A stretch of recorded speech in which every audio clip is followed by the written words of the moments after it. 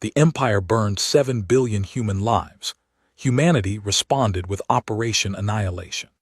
Part 1. The Day the Sky Burned Red. The alert came through before I even opened my eyes.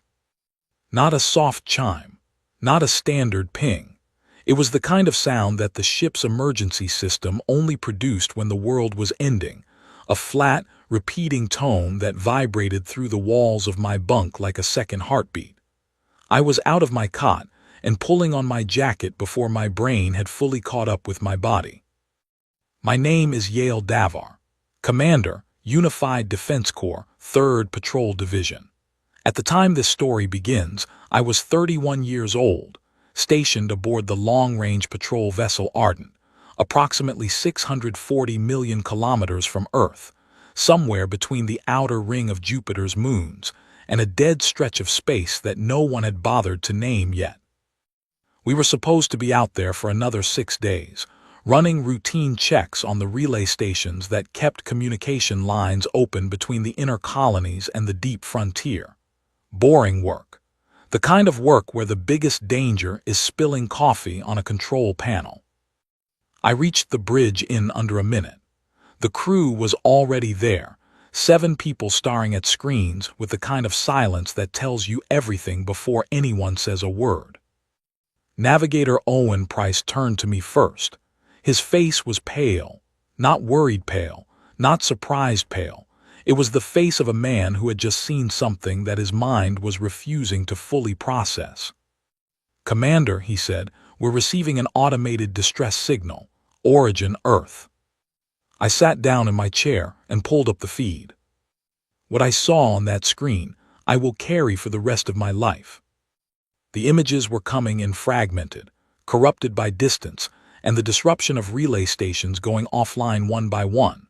But even fragmented, even broken into pixels and static, there was no mistaking what had happened. Continent-sized columns of smoke rising from the northern hemisphere. Oceanic readings that made no sense, water temperatures spiking in patterns that pointed to something enormous hitting the planet's surface repeatedly, from above. And the communication grid, the vast, layered network of satellites and relay points that connected every human city, every human station, every human outpost, was simply gone, silent, dead. I looked at the timestamp on the first distress signal. It had been sent 22 hours ago. "How long have we been receiving this?" I asked. "About 4 minutes," said Communications Officer Lena Ward. Her voice was flat and controlled. She was fighting very hard to keep it that way. "The signals are coming through in fragments. The relay chain is almost completely down." "What is the source of the damage?" I asked. I already knew the answer. I needed to hear it said aloud because saying it made it real, and real things could be dealt with. Weapons Specialist Callum Gray looked at his screen for a long moment. "Orbital bombardment," he said quietly. "The energy signatures match Vethrak Dominion Class 6 fleet cannons. Long-range planetary strike configuration." The bridge went absolutely still. The Vethrak Dominion was the largest governing force in the known galaxy, a multi-species empire that had been expanding, absorbing, and erasing smaller civilizations for roughly 800 years. Humanity had known about them for 60 years. We had traded with their outer merchant fleets, argued with their diplomats, and carefully, nervously avoided getting in their way. We were small. They were enormous. The math was not in our favor, and every human strategist knew it. We had, apparently, gotten in their way. I pulled up the diplomatic files. It did not take long to find the cause, or at least, the stated cause. 14 months ago, a group of human colonial ships had established 3 new settlements in a stretch of space near the Orion threshold. The Vethrak Dominion claimed that region as sacred expansion territory, reserved under an ancient imperial edict that predated human spaceflight by 4 centuries. The colonial authority had filed the paperwork. The Dominion had responded with 2 formal warnings. The colonial authority had not moved the settlements, partly because of bureaucratic delay, and partly because no one genuinely believed the Dominion would respond with force over 3 small outposts containing fewer than 12,000 people. They had responded with force. They had responded with force across every human settlement simultaneously. I sat with that for a moment. Then I did what I was trained to do. I stopped feeling and started counting. "Pull me all available signal data," I said. "Any active human communication anywhere in the system. Colony stations, deep range outposts, frontier ships, anything." It took Lena 17 minutes to compile the picture. When it appeared on my screen, the number hit me like something physical. Out of the 11 billion human beings who had existed 60 hours ago, somewhere between 350 million and 420 million remained alive. They were scattered outpost crews, deep space patrols like ours, colony ships that had been in transit and therefore out of bombardment range, a handful of frontier stations near the edge of explored space. 7 billion people were gone. I sat with that number for a very long time. I did not cry. I want to be clear about that, not because I was strong, not because I was brave, not because commanders are not supposed to cry. I did not cry because my body simply could not process a number that large. 7 billion is not a number the human mind is built to absorb all at once. It sits outside the range of normal grief. It becomes something else, something colder. Then the Dominion's broadcast arrived. It was galaxy-wide, sent across every available frequency and every language the Dominion had on file, including 17 human languages. It was brief, formal, the kind of message you send when you believe the matter is already settled. It said, "The human contagion has been reduced to acceptable levels. Remnant populations may present themselves at designated processing stations for integration into Dominion labor programs. Further resistance will be interpreted as a declaration of hostile intent and will be met with complete elimination." They called us a contagion, like we were something unwanted that had spread too far. Callum Gray was the first one to speak after the broadcast ended. He was 24 years old, from a city in northern England that no longer existed. He looked at his screen for a moment, then looked at me. "Commander," he said, "what are your orders?" I thought about the 7 billion. I thought about the word contagion. I thought about processing stations and labor programs, and the quiet, confident tone of an empire that had never once considered the possibility that it might be making a mistake. I reached across my console and opened a secure channel, encrypted, tight beam, directed at every human signal source Lena had identified across the system. "This is Commander Yale Davar of the Ardent," I said. "I am transmitting on a secure frequency to all surviving human vessels and installations. Do not respond on open channels. Do not present yourselves at any Dominion processing station. Maintain silence and hold your positions." I paused. "The Dominion believes this is over. It is not over. Sit tight and wait for my next transmission." I closed the channel. Owen Price was watching me from across the bridge. "What are we going to do?" he asked. His voice was very quiet, not scared. Something more specific than scared, the tone of a person standing at the edge of something enormous, trying to see the bottom. I looked at the feed one more time. The burning continents, the dead communication grid, the formal broadcast from an empire that had already written us off and moved on to other business. "We are going to think," I said. And I turned off the feed, because I had seen enough, because looking at it longer would not bring anyone back, and I had work to do. They forgot something very basic about contagions. The thing about them, the reason they are dangerous, the reason they are so difficult to stop, is that they do not give up just because conditions become hostile. That is, in fact, when they are most dangerous. The Dominion had burned 7 billion human lives. I picked up my pen, pulled out a blank operations sheet, and began to write. Part 2: We do not mourn, we plan. The Ardent was not a warship. I want to make that clear from the beginning, because the story of what came next might sound like something only a warship crew could have started. It was not. The Ardent was a long-range patrol vessel designed for endurance, not combat. Her weapons system was a single forward-facing pulse array, the kind of thing you used to warn off pirates or push aside debris. She had a crew of 11. She carried enough food for 90 days, enough fuel for a year of slow travel, and a communication array that was good enough for deep space relay work, but nothing that would have impressed anyone at a military briefing. What we had was time and distance. We were far enough from the Dominion's immediate attention to think, and thinking, right then, was the most valuable resource in the universe. I spent the first 6 hours alone in my quarters with the data Lena had compiled. I read every signal fragment.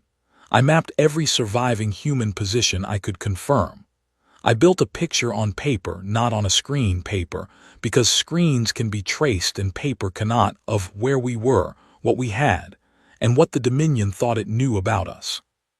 The picture was not good, but it was not as empty as the Dominion believed. What survived, beyond the scattered individuals and small crews, was this: 47 deep space mining platforms, mostly in the asteroid belt and the outer system, each one capable of independent operation for years. 22 colonial transport ships that had been in transit during the bombardment and were now running dark, no signals, no position broadcasts. 9 military vessels, 2 of them actual warships, the rest lightly armed patrol ships like mine, spread across the far edges of the system. Approximately 30 deep frontier outposts, some with populations in the hundreds, positioned far enough from the inner system to have survived simply because the Dominion had not bothered to reach that far yet. And then, sitting in a maintenance orbit around one of Neptune's smaller moons, a ship that should not have been there, the logistics carrier Crane, 700 meters long, designed to haul industrial equipment between colonies, retrofitted 3 years ago with a manufacturing bay that could produce small spacecraft components. She was not a weapon, but she was, I realized, a factory. I sent a tight beam signal to the Crane at hour 7. Her captain, a man named George Aldwick, answered in under 4 minutes. He was 53 years old and had been asleep when the bombardment happened. His crew of 38 had spent the last day sitting in the dark, listening to the Dominion's broadcast on repeat, trying to figure out what to do. "Commander Davar," he said, "please tell me you have a plan." "I have the beginning of one," I told him. "I need you to stay dark and stay where you are. I will be in contact." At hour 9, I sent a second signal, this one to the only person in the surviving human population whose knowledge I needed more than anyone else's. Her name was Miriam Osai. She was a xenobiologist stationed at Outpost 44 on the edge of the Kuiper Belt, a small research installation with a crew of 12. Miriam had spent 11 years studying the Vetherac Dominion, not their military, not their politics, their biology, their communication systems, the way their multi-species hierarchy actually functioned at the cellular level. If I was going to dismantle the Dominion, I needed to understand it first, and Miriam understood it better than any human alive. She answered my signal with her camera off. "I've been expecting someone to call," she said. "I wasn't sure who it would be." "What do you know about their coordination systems?" I asked. There was a pause, then her camera came on. She looked tired and very calm. "More than I've ever put in any official report," she said. At hour 12, I sent a general encrypted transmission to every human signal source on my list. It was not long. I am not a person who wastes words. It said, "Do not comply, do not surrender, maintain position, we are not done." 43 separate acknowledgments came back within the hour. 43 felt, at that moment, like the most hopeful number I had ever seen. At hour 14, I called a meeting on the Ardent's bridge. I spread my paper maps across the navigation console and laid out what I had built. Not a battle plan, not yet. Something more basic than that. A framework, a way of thinking about what humanity was and what the Dominion was not expecting us to be. I looked around at my crew. Lena Ward, 28, Communications; Callum Gray, 24, Weapons; Owen Price, 30, Navigation; 6 others, 11 people in total, sitting in a patrol ship at the edge of the solar system, looking at a map of an empire that contained 1 trillion beings and spanned 40 star systems. "They think we are finished," I said. "They think 400 million scattered survivors cannot threaten a civilization of their size. And if we fight the way they expect us to fight, with ships against ships, force against force, they are correct." I paused. "So we are not going to fight the way they expect." Callum looked at the map. "What are we going to do?" "We are going to use everything they don't know about us," I said. "They have studied our official military. They have studied our weapons systems and our fleet configurations. They have not studied how humans actually solve problems, which is messily, creatively, and without giving up." Miriam's voice came through the speaker. I had kept her channel open. "They also have not studied their own weaknesses," she said. "The Dominion runs on a centralized coordination network. Their fleet communication, their supply chain management, their interspecies hierarchy signals, it all runs through a layered signal system called the Veth Grid. It is extremely powerful. It is also, in certain specific conditions, extremely vulnerable to disruption." "How specific?" I asked. "Specific enough that I've been sitting on this information for 4 years, because I was afraid of what it would mean if humans ever needed to use it," she said. "We need to use it," I said. There was a long pause. "Yes," she said, "I know." Lena was already pulling up charts. "If we can disrupt their coordination grid, even partially," she said, "their fleet response time drops significantly. They fight as a unit because they communicate as a unit. Break the communication and you break the unit." "That's Phase 2, I said. "Phase 1 is simpler. The Dominion runs its outer system supply chain through 18 major fuel distribution platforms. I've identified 12 of them from the trading route data our colonial ships logged over the past 30 years. Those platforms are not military installations. They are logistics nodes. They are not heavily defended because no one has ever threatened them." Callum's eyes moved to the map. I watched him work through the geometry.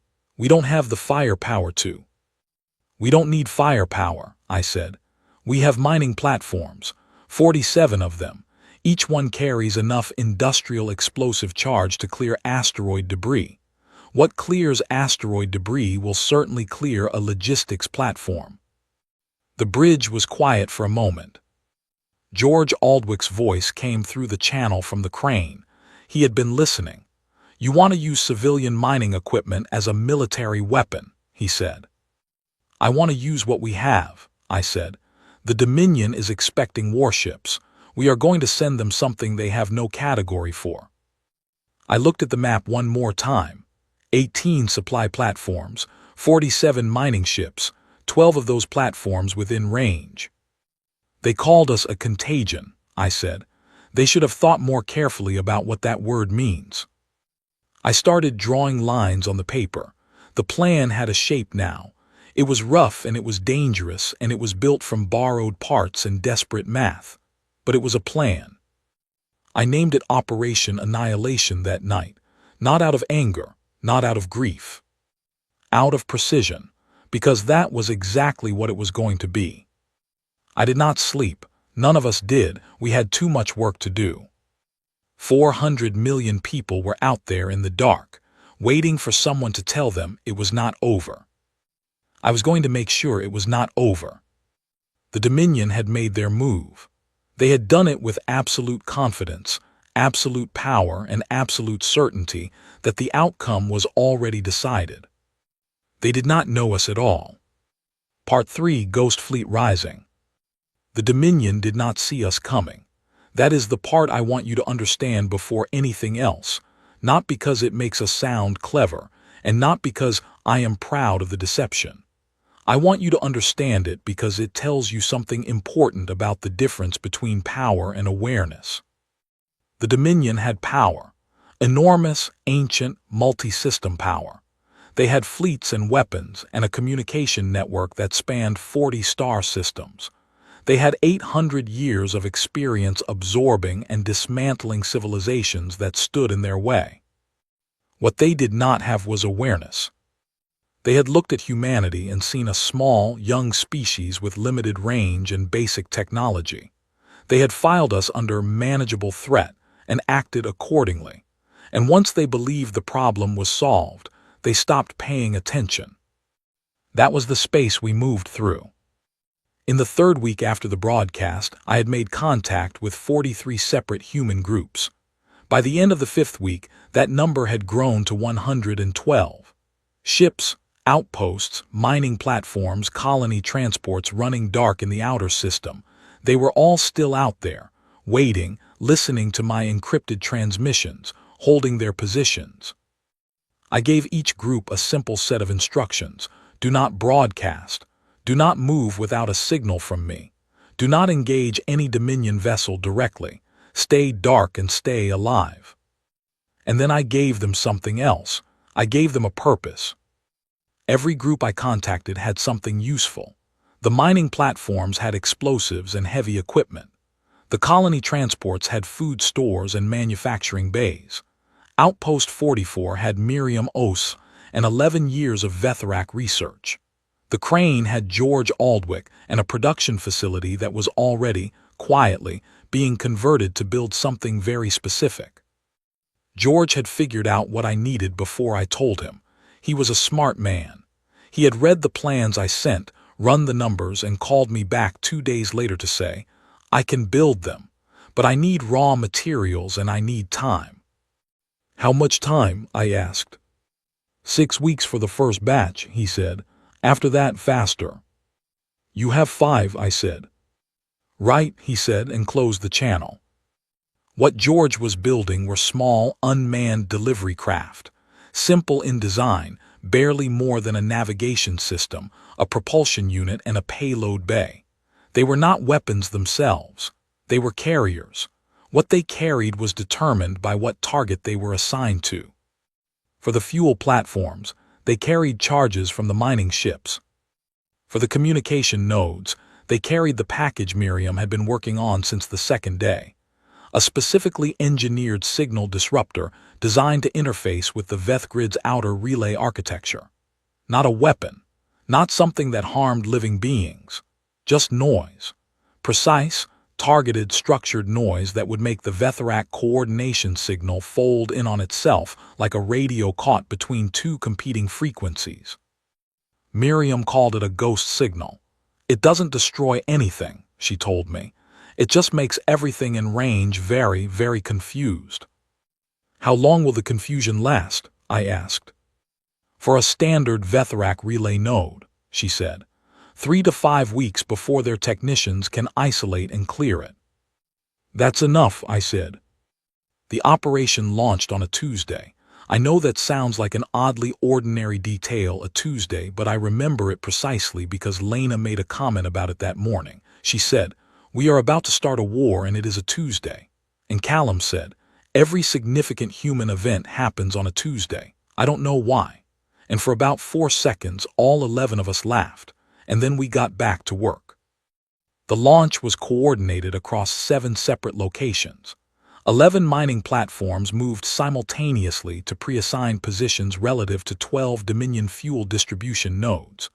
George's delivery craft, 30 of them in the first batch, slipped out of the Crane's bay and began their slow, dark journeys toward the Vetherac outer communication relays. Miriam's signal packages were loaded and armed. No human being was within weapons range of any Dominion installation during any part of Phase 1.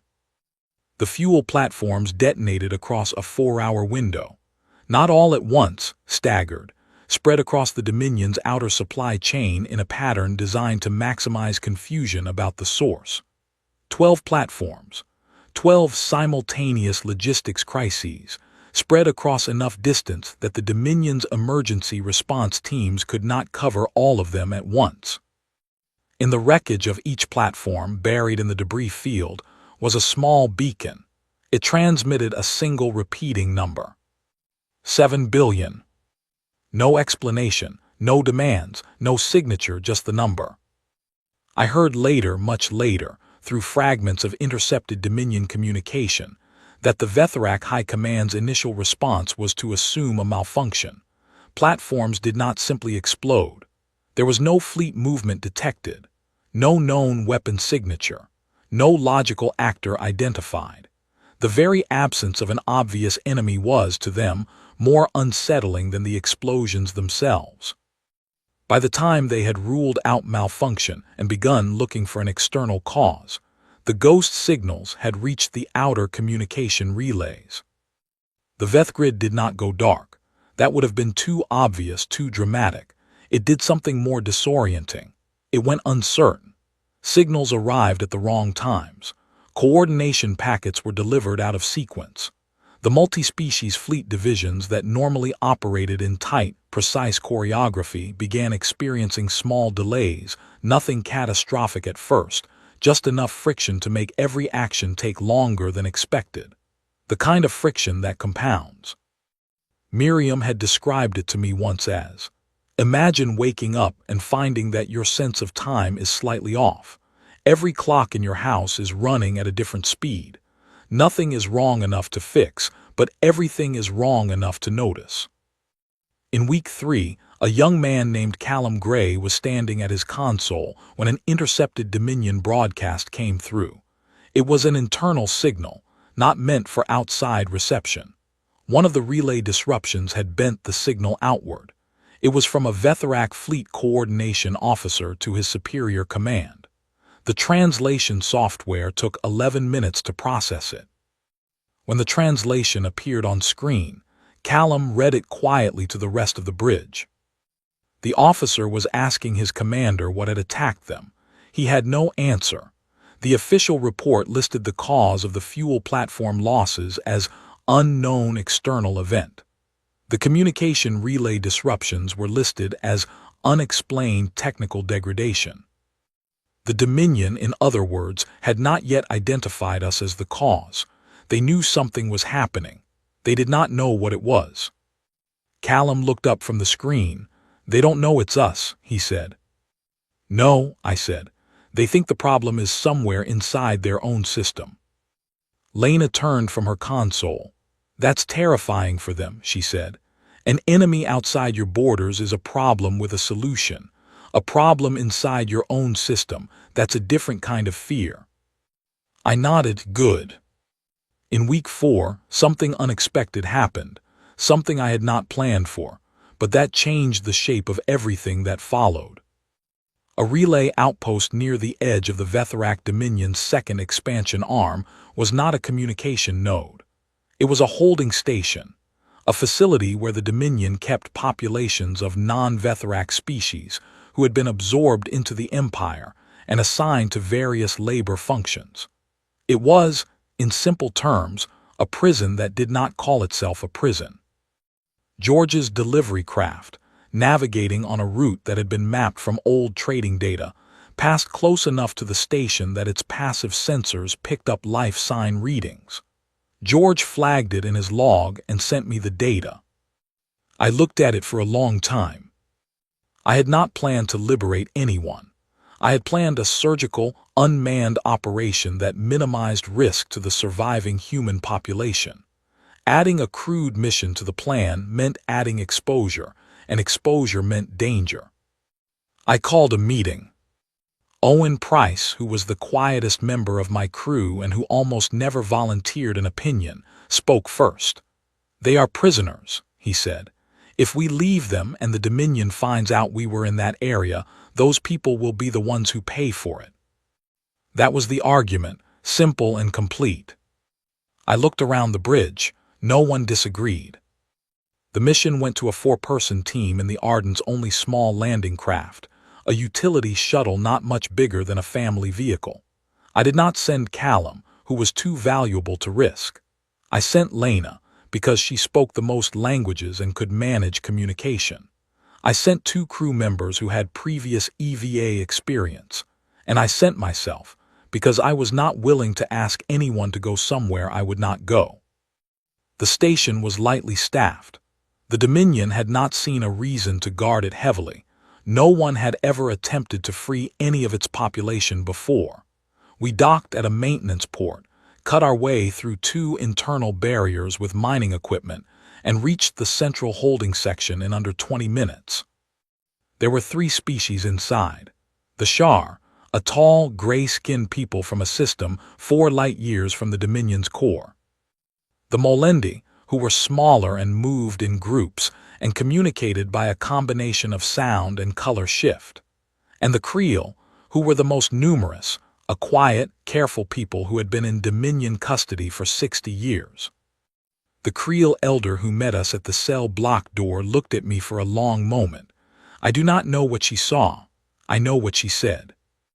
Through the translation software, "You are human." "Yes," I said. "The Dominion said your kind was finished." "The Dominion was wrong," I said. "We need to move quickly. Will you come?" She looked back at her people. She looked at me again. "Where will we go?" "Somewhere safe," I said. "I promise." I cannot always keep every promise. I kept that one. We got everyone out.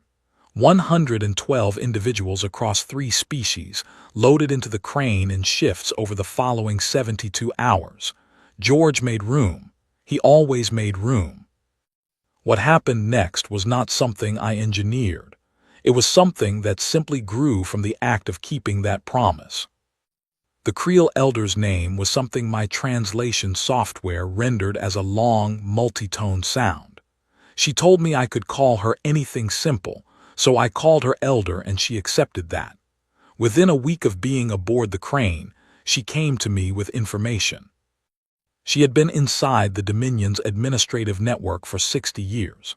She had cleaned their offices, maintained their systems, existed in the background of their operation while they spoke freely around her, the way powerful people always speak freely around those they consider beneath notice.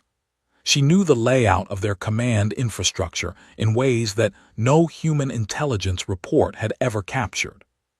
She sat down across from me and put a hand-drawn map on the table between us. "The Warlord Council," she said, "meets in a location the Dominion considers secure. It is secure because no enemy has ever reached it." She pushed the map toward me. "But you have my people now," she said, "and I have been waiting 60 years to give someone this." The galaxy was watching by then.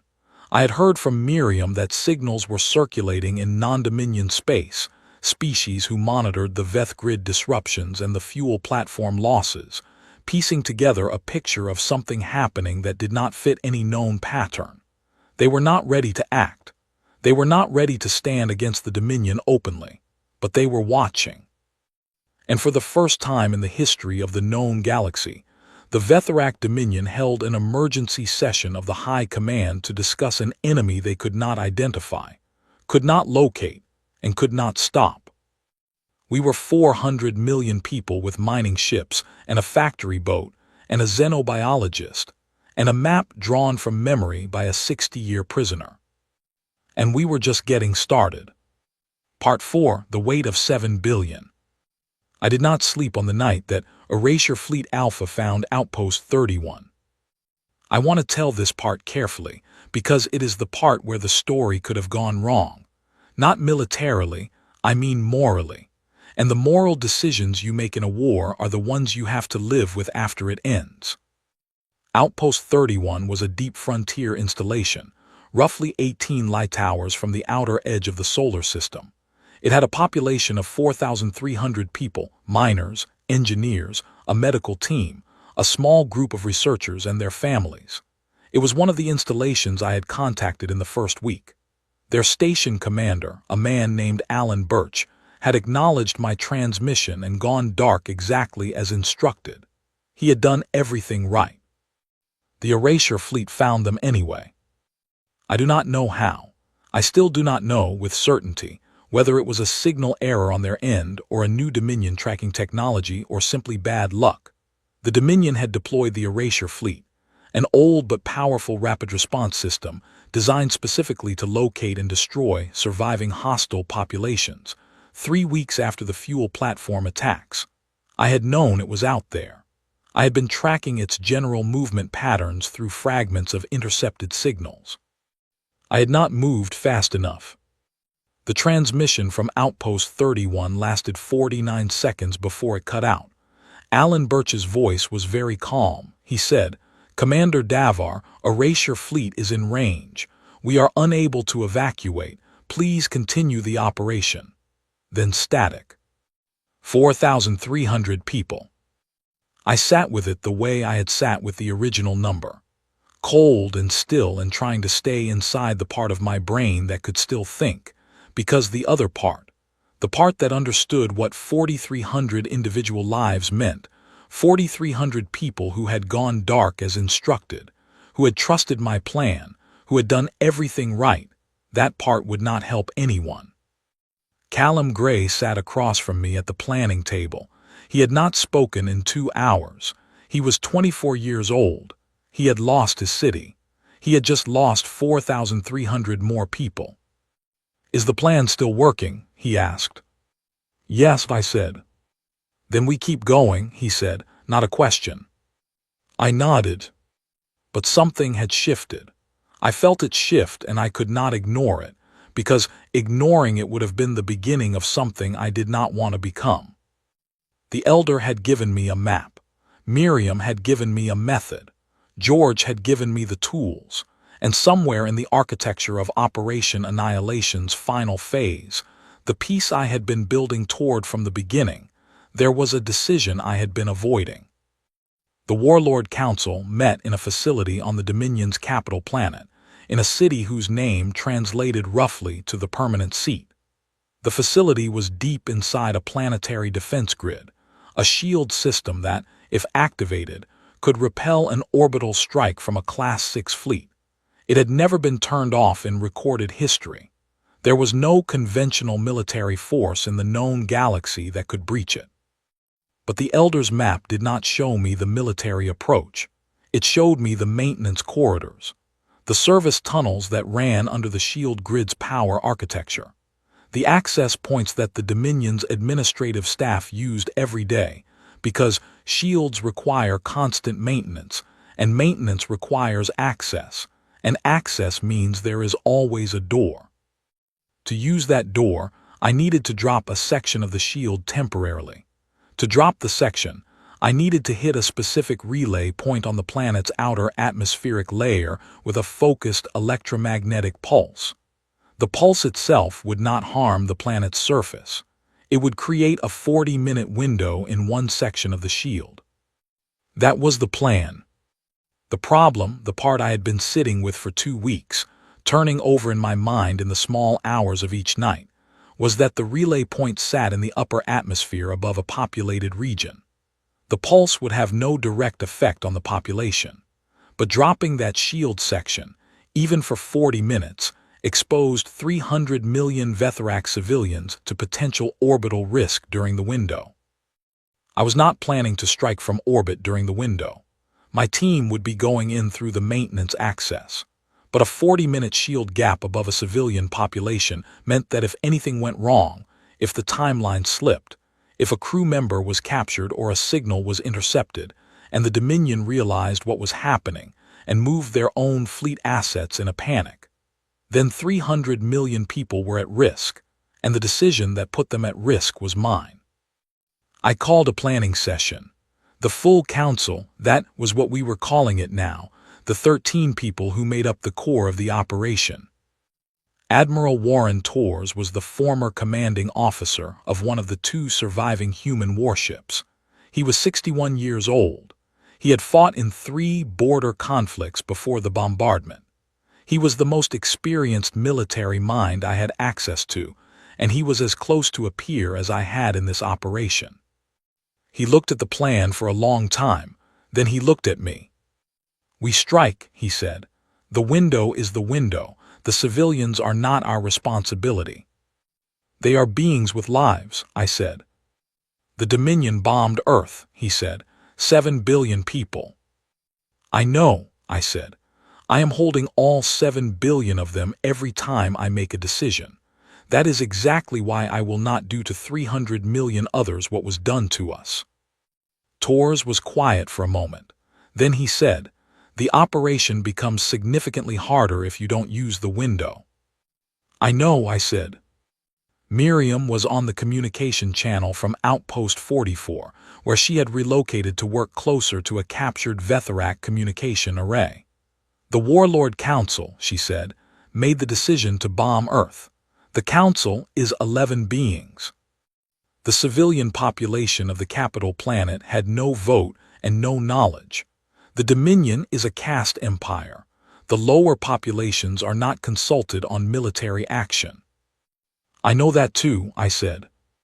"Then you know that punishing the civilian population for the Council's decision is not justice," Miriam said. "It is just repetition." The word landed very quietly in the room. Repetition. I had spent months telling myself we were different, that the operation was different, that what we were doing was not the same as what had been done to us, and the way to stay different, the only way, was to make choices that proved it, even when those choices were harder. Callum, who had been silent through the entire meeting, spoke one word. "No," he said. Everyone looked at him. "We don't use the window," he said. "We find another way or we take longer, but we don't do it that way." No one argued with him. I think because everyone in the room understood that Callum was 24 years old and had lost more than any of them, and if he could hold that line, the rest of us had no excuse not to. I looked at the Elder's map for a long time. Then I found the other door. It was not obvious. It was not clean. It required a different approach to the maintenance access, one that went through a section of the Dominion's deep orbital service infrastructure rather than through the atmospheric relay. It added 11 days to the timeline. It required a larger team going in with less support, and it had a significantly higher risk of detection. It also completely avoided the civilian exposure window. I redrew the plan overnight. When I presented the new version in the morning, Tors studied it for a long time. Then he said, "This is harder." "Yes," I said. "The casualty risk to our team is higher." "Yes," I said. "And you're doing it anyway." "Yes," I said. He was quiet for another moment. Then he said, "All right." I looked around the room. At Callum, who had not slept. At Lena, who was already running communications checks for the new route. At George, whose voice came through the speaker with the quiet practicality of a man who had spent 2 months building impossible things out of available materials and was prepared to keep doing so. 12 days, George said. "I can have the team equipped in 12 days. 11, I said. 11, he agreed. I stepped out of the planning room and stood alone in the corridor for a moment. The ship was quiet around me. Somewhere at the edge of the solar system, the Erasure fleet was still moving. The Dominion was still broadcasting its integration decrees to the silent stars. I thought about Alan Birch's voice in that 49-second transmission. Calm, certain, please continue the operation. I thought about 7 billion names I would never know. I thought about 300 million people on a planet whose leaders had done something terrible, who had not voted for it and had not known it was coming, who were just living their lives in the orbit of a power structure they had been born into. I thought about what it meant to carry the dead with you, not as a weight that crushed you down, as a compass, something that told you which direction was right when everything else was noise. The direction was clear. We were going in. We were going to end this. And we were going to do it in a way that, when it was over, we could still recognize ourselves. Part 5, Operation Annihilation, Final Hour. The plan was 11 days in the making and 60 seconds in the executing. I want to tell you how it happened, not the broad strokes, the strategy, the objectives, the outcome. I want to tell you the exact texture of it. The cold inside the maintenance corridor, the weight of the equipment bag on my shoulder, the sound of Lena's breathing through the communication earpiece.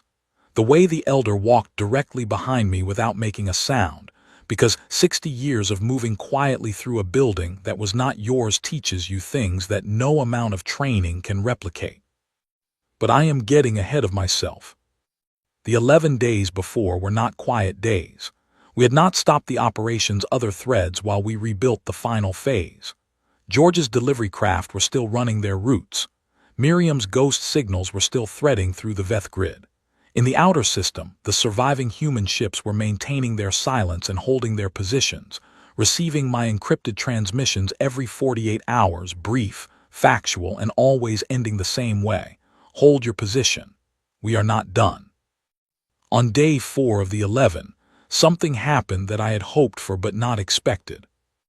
A signal came through on a non-human frequency, one of the alien communication bands that Miriam monitored as a standard practice. It was brief and very carefully coded. The translation took 3 hours, not because it was complex, but because the language it was written in was one that had not been officially used in public communication for 12 years. It was from the Shar government in exile. They had been watching the Veth grid disruptions. They had heard, through their own networks, about the fuel platform losses. They had been contacted quietly by the Shar individuals we had freed from the holding station. The message said, essentially, "We cannot help you openly. The Dominion is too powerful and we are too afraid, but we will not report your position if we detect it. And there is a maintenance access code for the orbital service ring around the capital planet that was last updated 6 years ago. We have attached it to this message. We do not know if it still works." It still worked. I sat with that for a moment. One group of afraid, careful, non-human people reaching out across the dark to hand us a key they had been holding for 6 years, waiting for someone who might need it. I thought about what it had cost them to send that message, how much fear they had pushed past to do it. I sent back a single line, "We will remember this." On day 7, the Molendi, the color-shifting people from the holding station, who had been living quietly aboard the crane, sent a representative to George's office. The representative communicated through a translation device the size of a thick book, and told George that 12 Molendi were willing to join the team going into the capital installation. They knew the internal layout of Dominion administrative facilities from their own years of captivity. They were small and very fast and extremely quiet. George called me immediately. "I have 12 volunteers," he said. "Are they certain?" I asked. He turned to the Molendi representative. A brief exchange. "They say they are very certain," he reported. On day 9, Callum came to me with something he had built himself during the nights I had not required him on shift. He had taken 3 of George's smallest delivery craft and modified them. Not weapons. Something more elegant, a simultaneous signal burst system that could, when activated from a single point, transmit our prepared communication on every available frequency to every known receiver in the local galaxy within approximately 4 minutes. "For after," he said, putting the designs on the table in front of me. "For after," I agreed. Day 11 arrived. The team was 23 people. Myself, Lena, Callum, 3 crew members from the Ardent, the Elder, 7 Creel individuals who had requested to come, and 12 Molendi. We launched in 4 separate small craft from 4 separate locations and converged at a dead signal point on the far side of the Dominion's capital planet approximately 6 hours before the planned entry.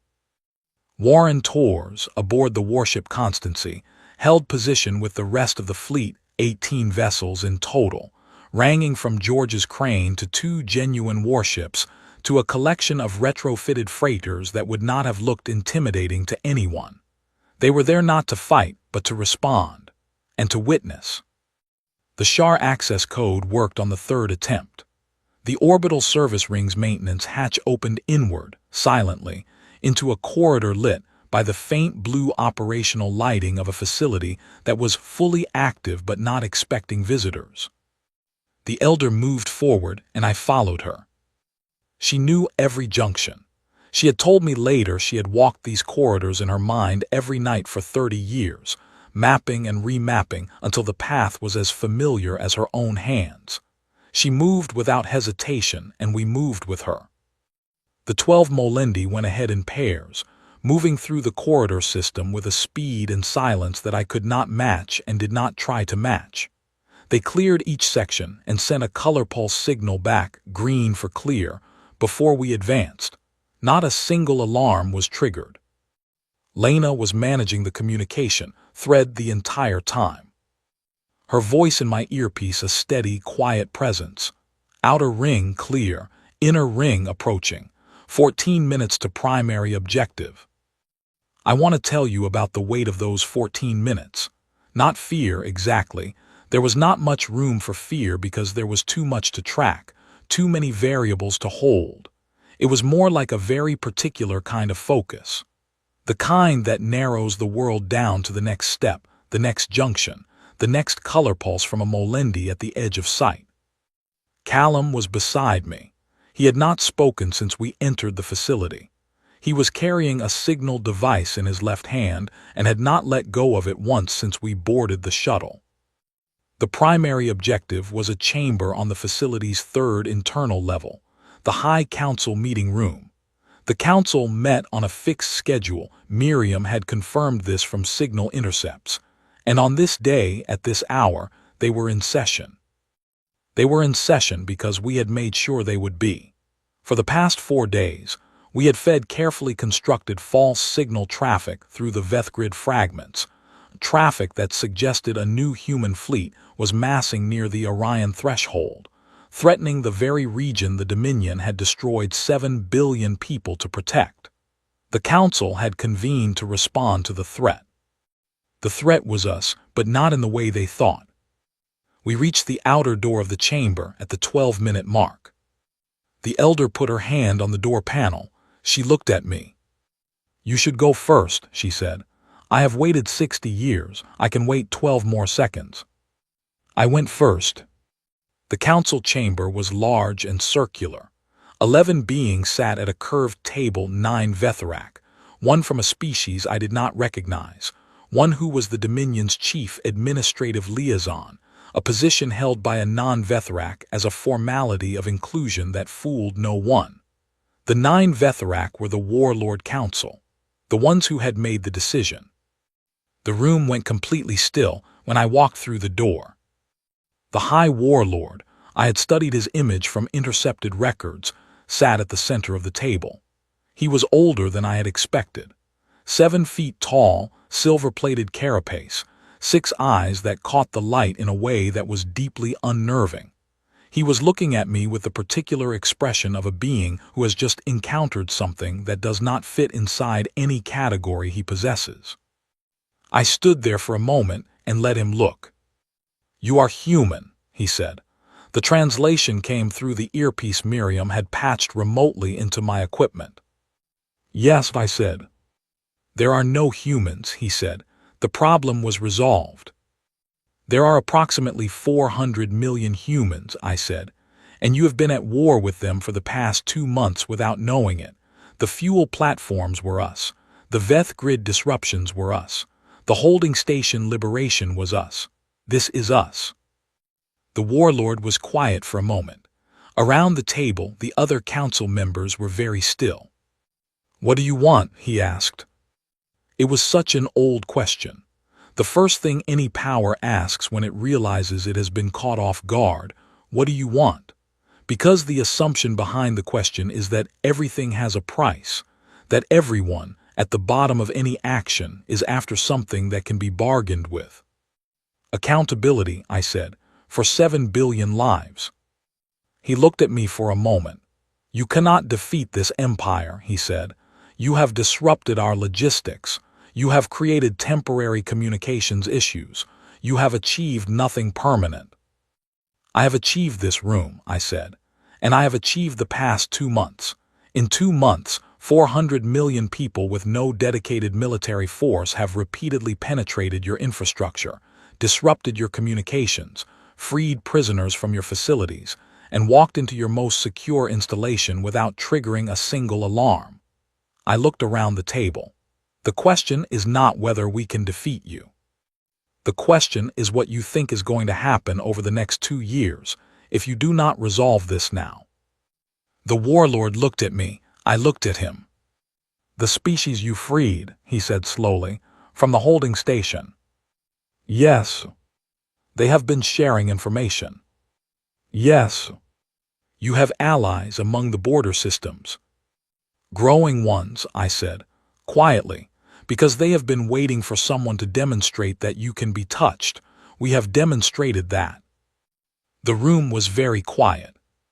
Callum stepped forward. He held up the signal device in his left hand.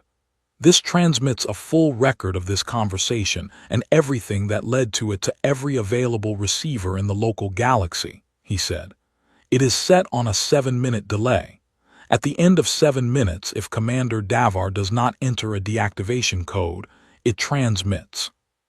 The warlord looked at the device. You are negotiating, he said. No, I said. I am giving you a choice. The choice is between accountability and the alternative. What is the alternative? 7 minutes, Callum said. The Warlord Council did not fight. I want to be honest about that.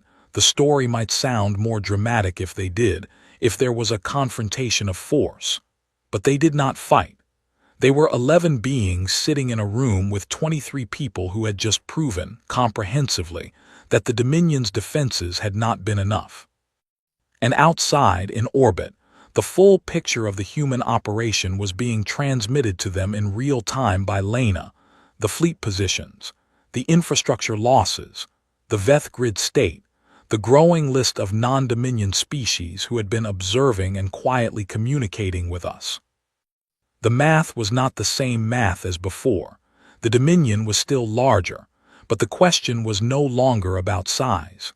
The question was about what the next 2 years would look like if they chose to continue. The warlord looked at me for a long time. Then he looked at the other council members. Then he looked back at me. What does accountability look like? He asked. The council answers for its decision before an independent tribunal, I said.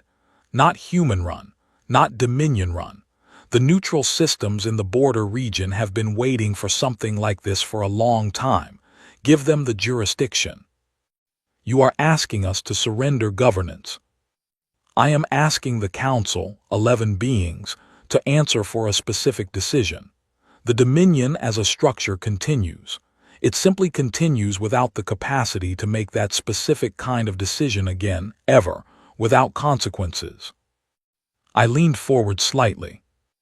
I'm also asking you to understand something very clearly. We are not finished building.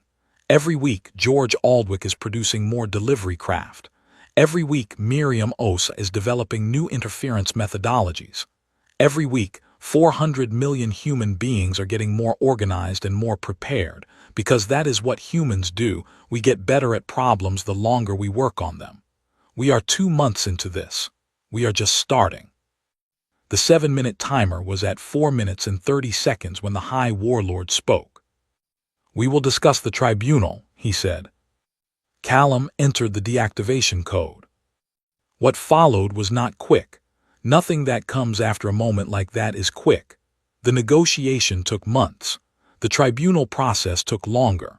The Vetherac Council members who had authorized the bombardment were brought before a 7-species independent panel in the neutral systems, and the proceedings were broadcast on every frequency that would carry them. But there was something that happened before any of that.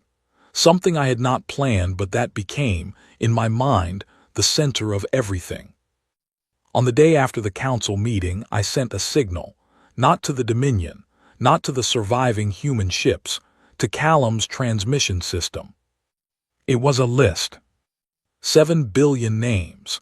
Every human name our records could reconstruct: the planetary registries, the colonial logs, the crew manifests, the outpost rosters. Every name we had. Not every name, we could not recover every name, but every name we had. No explanation, no demands, no coordinates, no victory announcement. Just the names. It went out on every frequency Callum's system could reach. The signal traveled at the speed of light toward every inhabited system in the local galaxy. It would reach some of them in years, some in decades, some in centuries. But it would reach them. I was standing at the viewport of the Ardent when Lena confirmed the transmission was away. The solar system was visible from where I stood, the sun a bright point, the planets too small to see but present, orbiting in their old patterns regardless of what had happened around them. Owen Price came to stand beside me. He was quiet for a moment. "What happens now?" he asked. "We go home," I said. He looked at the viewport. "Home is." "I know what home is," I said. "We still go back." The Ardent made the transit in 11 days. The planet's surface was still marked by the bombardment. There are things that cannot be repaired quickly, scars that the land holds for generations. I had known that intellectually. Standing in orbit and seeing it was different from knowing it. Callum stood at the viewport for a long time without speaking. The Elder came to stand with us. She had chosen to make the journey with the Ardent's crew rather than return to her people immediately. She said she wanted to see the planet, the one the Dominion had thought was worth burning. She stood at the viewport and looked at it in silence. After a long time, she said, "It is still here." "Yes," I said. "They tried to make it nothing," she said. "They did not succeed." "No," I said, "they didn't." She was quiet for another moment. Then she said, "My people have a practice. When something survives that should not have survived, we record its name and the reason it survived, so that future generations understand that survival is not an accident. It is a decision." I looked at her. "Then record this," I said. "Humanity survived because 400 million people in the dark decided that the only acceptable response to being told they were finished was to prove that they were not." She nodded slowly. "What is the word," she said, "in your language for people who continue past the point where others would stop?" I thought about it for a moment. "We have many words for it," I said. "Stubborn, relentless, determined. But the one I like best is simply human." She thought about that for a moment. Then she said, "Yes, I will use that word." I looked at the planet below, the scarred surface, the still-orbiting stations beginning slowly to come back online, the ships trickling in from the outer system, one by one, ending their dark running and returning to the light. 400 million people, coming home to rebuild a world that no longer looked the way it had. 7 billion names, traveling at the speed of light toward every corner of the galaxy. And somewhere in the neutral systems, 11 beings sitting before a tribunal that would spend 3 years reviewing the evidence before rendering a verdict that every non-Dominion species in the known galaxy would broadcast simultaneously on the day it was delivered. We had not erased the Dominion. I had never wanted to. Erasing them would have made us the same as them, and being the same as them was the one thing I had refused to allow. What we had done was something more permanent. We had proven that there were consequences, that the calculation, burn a species and absorb the remnants, was not a safe calculation, that somewhere in the galaxy there would always be the possibility that the remnants would surprise you. Callum came to stand beside me at the viewport. He still had the signal device in his hand. He had been carrying it since we left the council chamber. "It's done," he said. "Yes," I said. He was quiet. I waited. 4,300 people on Outpost 31, he said. Alan Birch said please continue the operation. "I know," I said. "Was it worth it?" he asked, not as a challenge. As a genuine question, the kind that only someone who has paid a real cost has the right to ask. I thought about it for a long time. "I don't think that's the right question," I said. "The right question is whether it was necessary, and the answer to that is yes, because the alternative was nothing. The alternative was disappearing quietly, and we are not a species that disappears quietly." He nodded slowly. Below us the planet turned. They called us a contagion, Lena said from somewhere behind us. I had not heard her come to the viewport. Yes, I said. We should have told them, she said, that the thing about contagions is that they are not diseases. They are signals. They spread because they carry something that changes the environment around them. I looked at the planet. What did we carry? I asked. She was quiet for a moment. The idea, she said, that it is possible to survive something that was designed to end you, and that surviving it and choosing what to do with that survival, that is the most dangerous thing in the universe. I did not say anything for a long time. The sun was rising over the planet's eastern hemisphere. Slow, quiet, exactly as it had always done, as it had done every single day for 4.5 billion years, regardless of anything that happened in the space above it. 7 billion names, moving through the dark toward every star that had a planet with someone on it. One planet turning in the light. And a crew of 11 people standing at a viewport, watching. We had done what needed to be done. We had done it in a way we could live with. And now the long, hard work of coming after was beginning. The rebuilding, the grief that had been waiting patiently behind the action, the generations of decisions that would be shaped by what had happened here. But that work was possible now. It was possible because we were still here to do it. The Empire had burned 7 billion human lives. We were still here. That was the answer. That had always been the answer. We were still here.